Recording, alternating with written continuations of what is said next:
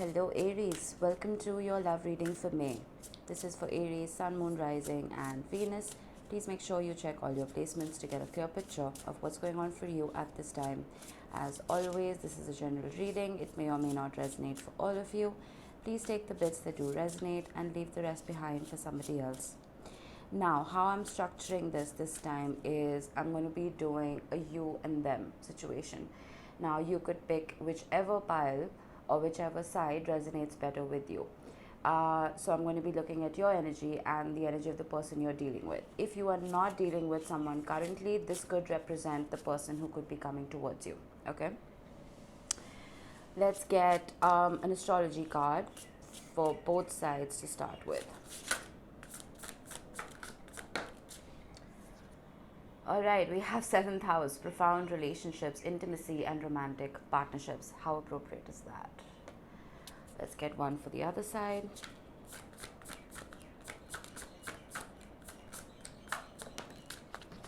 Oh, the moon.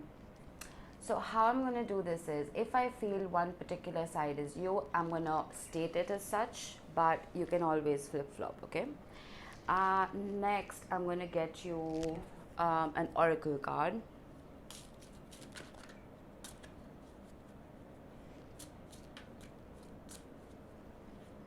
This is the oracle of the mystical moments. Oh, how beautiful. We have Touch the Sky and we have Lorelei. I love this because I'm a huge fan of Gilmore Girls. Okay, let's talk about these real quick first. Now, when it comes to 7th house, well, it does talk about relationships and partnerships, and it is a house which is ruled by Libra. This is technically one's descendant. And when this card shows up, there is a heavy focus on relationships, whether it is getting into a partnership with somebody, or it is changing the dynamic of a current relationship, or just how you see love in general. This could also talk about platonic partnerships. It could talk about business partnerships. But since this is a love reading, I'm going to focus on love. Now, Lorelei. Lorelei talks about a couple of things. It talks about power, responsibility, fate, and even grace. It talks about how this mermaid is sitting on this rock and looking at the ocean in front of her. And there's a little ship nearby. And this ship is connected with a rope. She has the power to decide the destiny of the ship and the fate of the people aboard this ship. And with a flick of her wrist, she could just toss the ship against the shore, or she could let it continue to its journey. This card is about decision making. What would you decide to do? This particular mermaid has suffered a great loss in her own life, and will she continue the cycle of pain, or will she allow healing and grace to lead her and others to calmer waters? I feel when I said you are re-looking at how you see relationships, I feel like you may have suffered a great deal in the past, and it's almost a card of, will you self-sabotage or will you finally change a repeating pattern? I feel that whatever heartbreak may have ensued for you in the past, Aries, you are learning the lessons now. You're understanding why those relationships failed, why toxic patterns repeated themselves, and I feel like you're not going to toss that against the ship. You will let it continue. This is 6 of Swords energy for me, continuing on to calmer shores, calmer waters. Let's see. When it comes to I feel like this is you. See, this happens intuitively. You know what I mean? Like, I started talking about you when I was thinking of this pile. So anyway, we have the moon on the other side. Satisfy emotional needs, nurture self and others. So you could be attracting a water sign, particularly a Pisces or a Cancer, but somebody who is very emotionally intelligent, somebody who is not afraid to express themselves emotionally, not afraid to express their needs, and not afraid to satisfy the emotional needs of you and other people. For their oracle card, we have Touch the Sky, which talks about a few things. It talks about isolation and sanctuary and daydreaming to an extent. So this young girl, she's looking down to earth from the heavens, and the little bird on her shoulder is keeping her company. Uh, she's holding one of these braids, almost like a lifeline, like Rapunzel, as if she's expecting somebody to climb up to her and almost rescue her. Whoever this person is, I feel like it's somebody who is very overwhelmed, or who has been very overwhelmed by feelings and sensations, and almost wanted to escape into this state of withdrawal and separation. And I feel like whoever this person is has made it difficult to let other people follow, unless, given the invitation to, if you know what I mean. With the moon card and touch the sky, I feel like this person has also been through a significant amount of emotional distress. Both the people here are thinking about emotional needs. Oh, I'm sorry, the mic upturned itself. Let me fix that. Yeah. So both the people have been through emotional distress. They have had their hearts broken, and they have isolated themselves to an extent. Lorelei is pretty isolated. So is the lady right here. So let's see. Let's pull your tarot and see what we have. If this is a current relationship, I feel like there isn't too much communication. There is a lot of daydreaming and a lot of assumptions, because that's what happens when there isn't enough communication. People assume. All right, let's pull for this side first.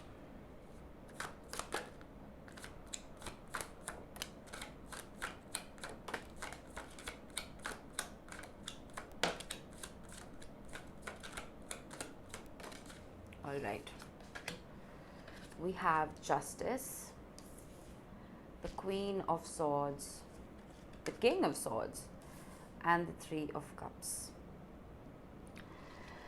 I feel with the Justice card, the person on this side is trying to stand in your power. You are trying to be fair, you're trying to be just. You may still have your head in the clouds right here. I have been talking about daydreaming. But at the same time, you're trying to stay grounded in reality. Some of you may even be in the legal field with the Justice card showing up. But what is very interesting is you have the 7th house and you have the Libra card. Remember I told you the 7th house is ruled by Libra. We did have a Libra full moon, which was very profound last month on the 16th. And I feel like that may have been a time where a lot of relationship dynamics shifted. But I feel like you're making the most of it. If things went south for you, I feel like you're not in this position of self-sabotage. You are following your authenticity. You're being truthful to yourself and almost sitting in a place of harmony and not lashing out, not seeking revenge for anything if someone's hurt you. With the Queen of Swords is not a very vengeful queen. The Queen of Swords is somebody who's a visionary. It is air energy. Again, you have a lot of air happening, a lot of Libra energy.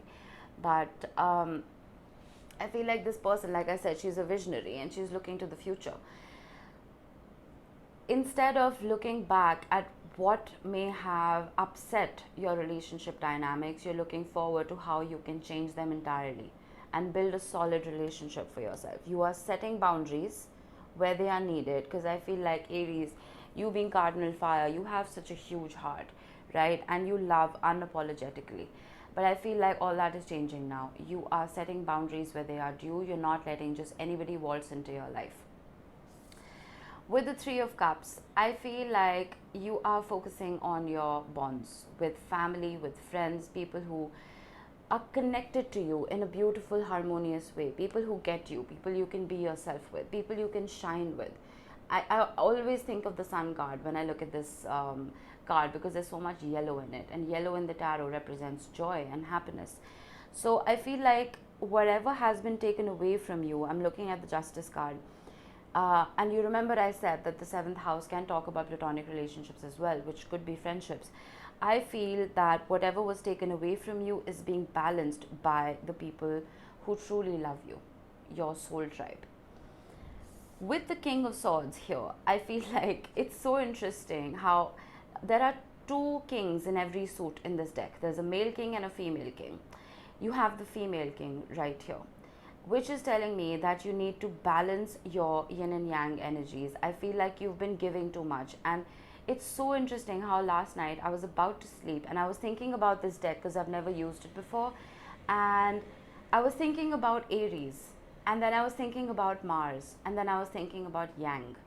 And all three of those words kept swirling around in my brain till I finally fell asleep. And that is what I'm getting here. You are a Yang energy. You give because you're cardinal fire. You're ruled by Mars, the planet of war and aggression and power.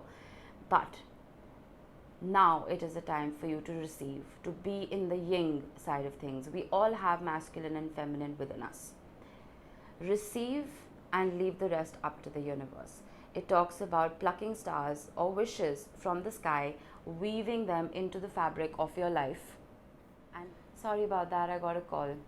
I was talking about you plucking these wishes from the universe, from the sky, and weaving them into the fabric of your own life. This is the energy of letting fate take over. I feel like you're in a state of surrender, Aries, and that is very difficult for a sign like you to do. Like I keep repeating myself, you're cardinal fire. If you're not taking action, you're not being yourself. So let's see. This is a more receiving energy than you are used to, and I think it's a good place for you to be right now if there has been heartbreak in the past. Let's see the energy that you are dealing with or that may be coming in towards you. Let's see what they're doing. Okay, all right. Oh wow, we have the death card or transformation. We have the Emperor, which is your energy, Aries. We have the Hermit. How similar are these energies? My goodness. I love it when readings are cohesive like this. And let's get one more. The Seven of Wands. Yeah, I remember I said with the Touch the Sky card, not letting people in unless invited. You are in a let fate take over energy. Whoever this person is in a defensive, leave me alone energy. With the Emperor card, I feel like this person may have lost control with the Moon card earlier, with satisfying other people's emotional needs and being readily available, keeping their heart open. Whoever this is now nurturing themselves, is now taking control of their own life, and maybe to an extent trying to control the people around them in terms of, you don't have access to me. With the transformation card, there is a transformation happening, and as we know, whenever we are transforming something in our lives, we need a little bit of alone time, because if there's too much chatter, internal or external, it's difficult to go through that metamorphosis. You want to go through that change based on your own discretion and your own judgment.